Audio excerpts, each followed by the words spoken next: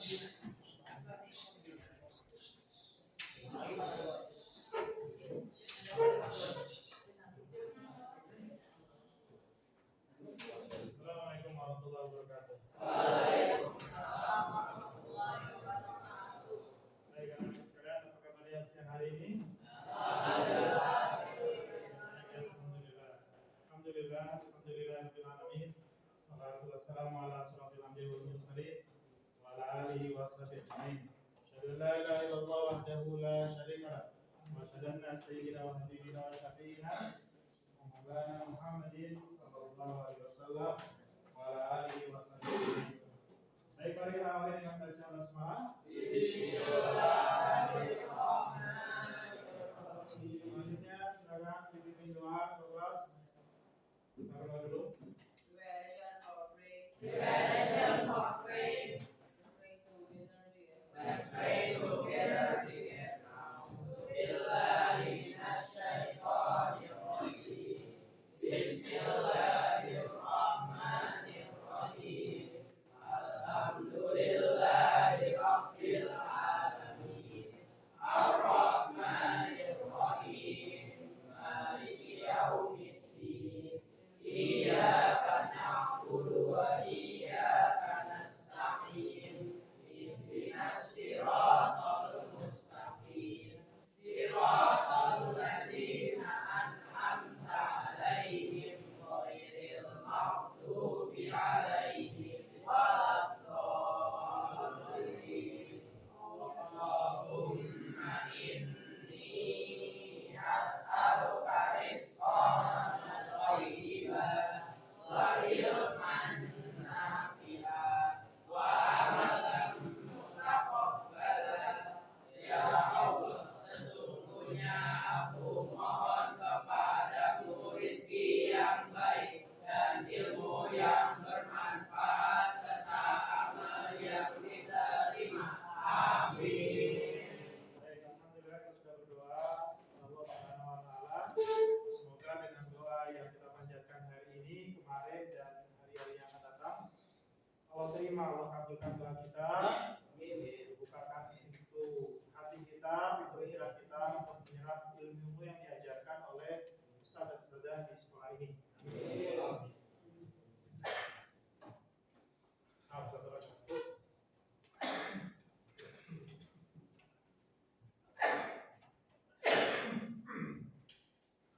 Dan kita berharap Allah Subhanahu wa taala semoga ilmu itu bermanfaat, ya.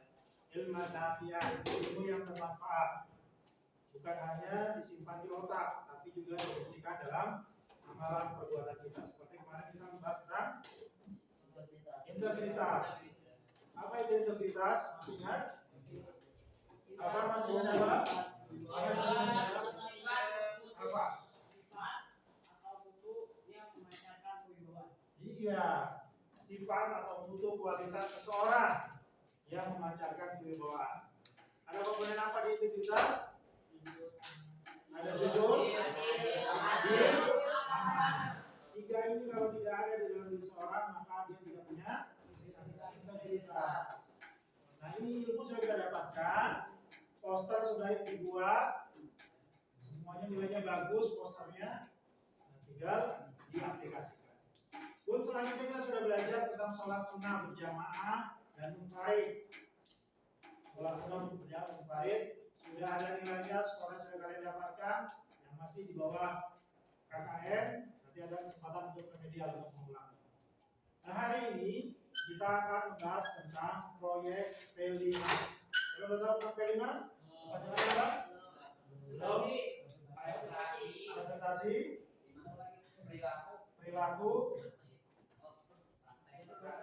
praktek, terus saja P-nya lagi tambahin aja. Ngarang gitu ya. Tapi nggak apa-apa. Ini program kelas 7. Karena di sekolah kita kelas 7 yang menggunakan kurikulum Merdeka. Kelas 8, 9 masih kurikulum 13. Kalian masih dapat kurikulum 13. Jadi belum kurikulum Merdeka. Gak apa-apa, kalian tidak tahu tidak apa-apa, tapi kalian perlu tahu. Nah, hari ini Ustaz akan memberitahu tentang P5 itu.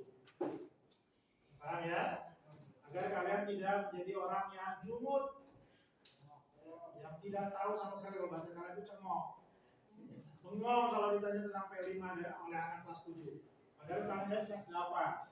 Jadi ini supaya kalian tidak cengok atau tidak sunut ya. Baik, kita bahas tentang P5.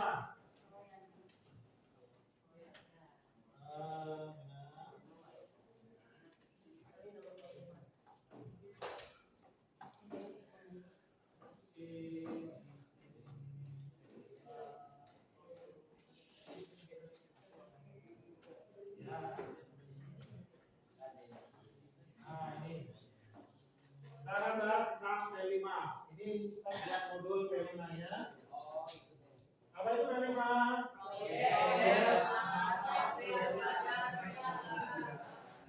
Nah, ini proyek. Proyek artinya apa? Program yang terstruktur dari mulai perencanaan, setelah perencanaan kemudian kita buat bingkai-bingkai untuk melaksanakan perencanaan itu, aturan mainnya, biayanya kalau ada biaya, kegiatannya apa dan seterusnya, sampai kemudian aplikasi. Jadi proyek dari perencanaan, kemudian penghitungan, persiapan penghitungan kebutuhannya, kemudian pelaksanaannya, aplikasinya, penerapannya, kemudian ada evaluasinya. Itu namanya proyek. Apa tadi? Perencanaan. Terus apa? Pengelolaannya ya, pengelolaan pengaturan, penghitungan itu pengelolaan, terus pelaksanaan, dilaksanakan, terus apa lagi? Dievaluasi. Dari pelaksanaan itu dievaluasi. Setelah dievaluasi, baru nanti kita tampilkan. Itu proyeknya. Itu nama proyek. Proyek pembangunan rumah idaman direncanakan dulu oleh orang tua kalian. Direncanakan, dihitung keuangannya, siapa tukangnya, berapa lama ini dihitung keuangan, terus sudah fix, modalnya ada, dananya ada, uangnya ada, langsung dijalankan, dilaksanakan. Setelah dilaksanakan, ketika dalam pelaksanaan dievaluasi, sesuai nggak dengan apa perencanaannya? Oh, udah sesuai terus. Kalau nggak sesuai, diingatkan tukangnya, mandornya, Pak, ini gambar rumahnya seperti ini, Pak. Kenapa jadinya rumahnya jadi double gini? Jadi ngaco. Kalau harus dibongkar lagi. Daripada nggak sesuai dengan rencana kan? Nah, makanya itu pelaksanaan. Setelah itu dievaluasi. Setelah dievaluasi dipamerkan, ya kan? Diundang orang datang. Bukan mau sombong. Ini loh proyek rumah saya desainnya seperti ini bias, ini murah kok. Kalau mau bikin rumah, saya bisa mendesainnya, saya punya tukangnya, jangan dalam itu dipamerkan. Nah, kita nanti dalam proyek ini pun demikian. Proyek penguatan profil pelajar Pancasila. Ada apa saja di dalamnya? Ada tentang Kebinekaan Tunggal Ika, ada tentang kebangsaan, ada tentang organisasi. Pemilihan OSIS itu bagian dari proyek. Yang kemarin kita laksanakan itu bagian dari proyek. Nah, kali ini Ustaz Nur tidak akan bahas tentang itu karena itu sudah laksanakan. Kita akan bahas tentang kebinekaan global satu dalam keragaman. Waktu kelas 7 sudah diajarkan, kelas 6 kalau nggak salah sudah juga. Apa arti Bhinneka Tunggal Ika? Berbeda-beda tetapi tetap satu. Ada perbedaan tapi tetap satu. Di Indonesia ini luar biasa banyaknya suku bangsa, banyaknya adat istiadat, sehingga perlu ada satu komitmen bersama. Makanya temanya adalah kebinekaan dalam satu keragaman. Nah, yang akan kita bahas tentang budaya di sekitar kita. Kita ini termasuk kecamatan apa? Jatiwangi atau Pondok Melati? Pondok Melati kita ini. Kita ini Pondok Melati kecamatan, wisatanya. Kita termasuk kecamatan Pondok Melati. Kotanya kota Melati. Kelurahannya jalan itu Jati Melati. Kelurahan kita di sekolah kita, Kelurahan Jati Melati, Kecamatan Pondok Melati, Kota Bekasi. Nah, ternyata Kota Bekasi itu luas. sebelah ini kan peta Kota Bekasi. Nah, ini peta Kota Bekasi. Ada Kecamatan Pondok Gede, ada Kecamatan Bekasi Barat, ada Kecamatan Bekasi Timur, Bekasi Selatan, Jati Asih, Mustika Jaya, Batan Kupang, Jati Sampurna. Nah, kita ada di sini nanti perbatasan antara nih, ini Jati Murni, Jati Melati, Jati Warna, Jati Rahayu. Kita masuk ke sini nih. Ini kecamatannya Jati Asih. Tadinya kita masuk dalam kecamatan Jati Asih, tapi ada pelebaran karena terlalu luas. Akhirnya kita di sini nih. Kecamatannya Pondok Melati. Pondok Melati. Nah, di kita di sini, ya, kita di sini nih. Ini ternyata ada satu komunitas yang mungkin kalian sudah pernah juga, atau ada yang belum. Di komunitas Jatirangga, Jatilangen ada keranggan. Tahu daerah keranggan kan? Gak jauh dari kita, sekitar 5 km sampai 6-7 km. Dekat. Dulu angkatan pertama kita masih ada program Funbike. Nah, Funbike kita pernah tuh ke rumah Ustadz Nur di Jatisari. Mudah dekat. 15 menit. Naik motor hanya 10 menit. Naik sepeda sekitar 15 sampai 20 menit. Kalau santai bisa 20, 25 atau 30 menit. Nah, ada yang sampai sini nih. Kita pernah juga bersihkan masjid karena Funbike itu bukan hanya naik sepeda, tapi kita juga bikin program bersihkan masjid. Nah, di sini ada komunitasnya, komunitas kerangga yang luar biasa. Nih Ustaz tayangkan dulu filmnya.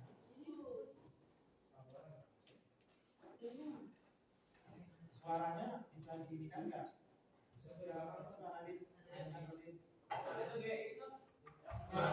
Nanti Bluetooth-nya lagi nyalakan. Adik jadi pelan dulu.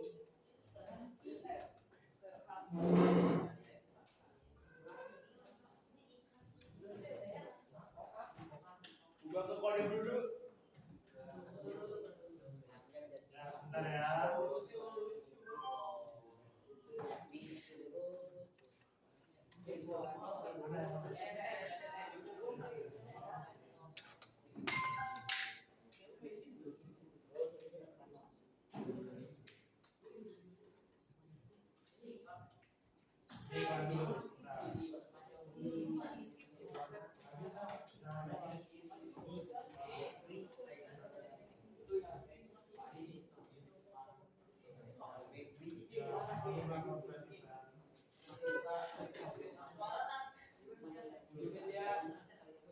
Sudah ada nyambung ya?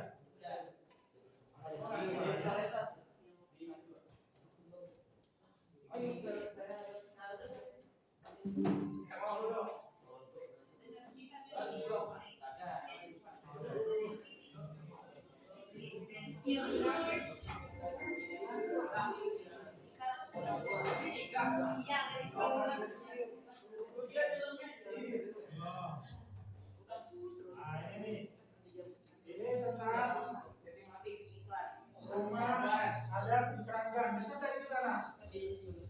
Siapa yang tahu pernah? Benar.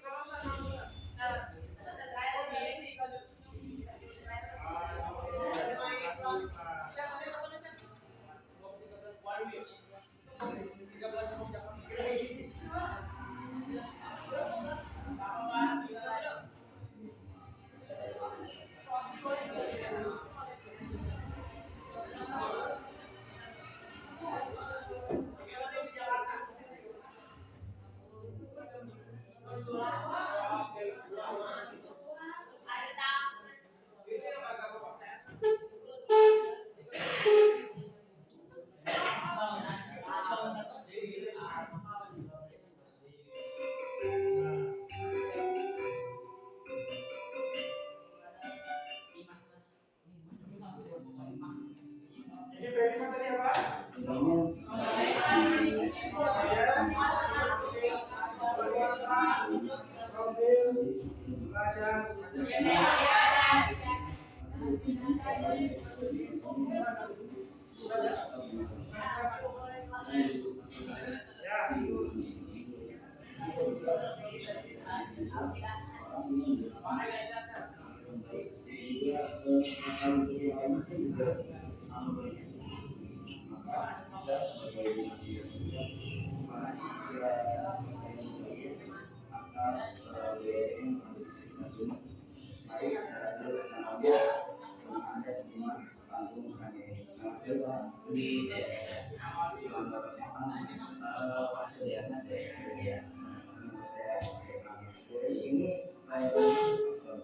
Ini yang sekarang namanya rumah ada tradisional, kami beragam, ada namanya rumah panggung, ada orang tua api angin, yaitu rumah panggung beragam.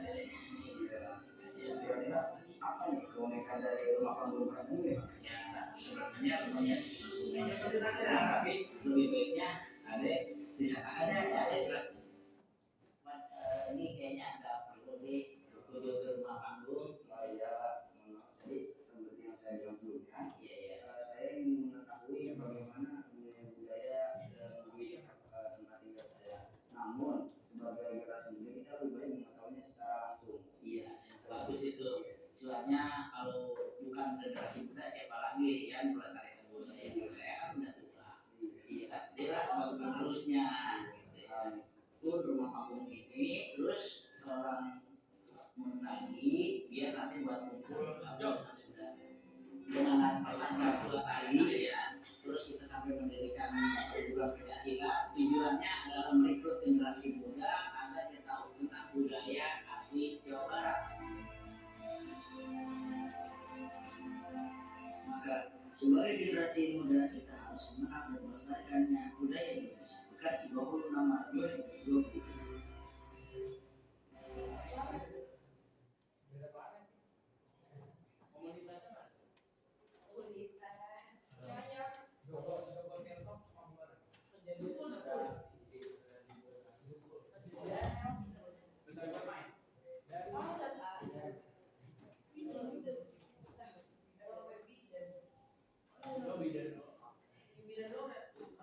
Si juga berkembang sebagai kota perdagangan, jasa, dan industri. Di dalam organisasi kota Bekasi, ternyata Bekasi masih menyimpan kehidupan budaya. Jadi budaya yang pertama adalah rumah panggung. Keterangan ada. Identitas wilayah menjadi Sampai pernah berkunjung rumah panggungnya. yang mendarat. Padahal dekat dengan Identitas kita. wilayah menggunakan kota Bekasi. Sekarang selain rumah panggung, ada kampung adatnya. Ini rumah yang tinggal